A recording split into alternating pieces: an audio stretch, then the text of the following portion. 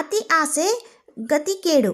ಇಂದು ನಾವು ಅತಿ ಆಸೆ ಗತಿ ಕೇಡಿನ ಮುಂದಿನ ಭಾಗದ ಕಥೆಯನ್ನು ಕೇಳೋಣ.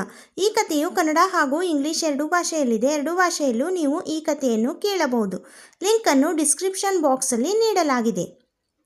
ಮುಂದಿನ ಕತೆ. ತೋಟದಲ್ಲಿ ಹೋಗಿ ಕುಳಿತರೆ ಕಣ್ಣು ಕಿವಿಗಳಿಗೆ ಹಬ್ಬ.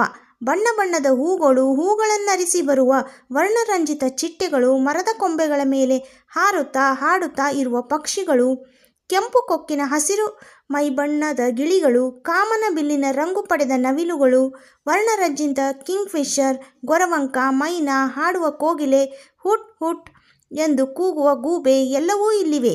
ಕಾಗೆ, ಗುಬ್ಬಚ್ಚಿಗಳಿಗೆ ಲೆಕ್ಕವಿಲ್ಲ.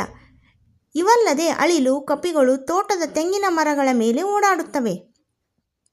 ಅಂದು ನಡೆದ ರೈತರ ಸಭೆಯಲ್ಲಿ ಒಬ್ಬ ರೈತ ನಿಂತು ಹೇಳಿದ, ಈ ವರ್ಷ ನಮ್ಮ ಹೊಲಗದ್ದೆಗಳಲ್ಲಿ ಪೈರೇನು ಚೆನ್ನಾಗಿದೆ, ಆದರೆ ಹಕ್ಕಿಗಳ ಕಾಟ.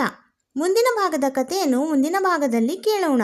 ಈ ರೀತಿ ಅನೇಕ ಕಥೆಯನ್ನು ಕೇಳಲು ಚಾನಲನ್ನು ಸಬ್ಸ್ಕ್ರೈಬ್ ಮಾಡಿಕೊಳ್ಳಿ.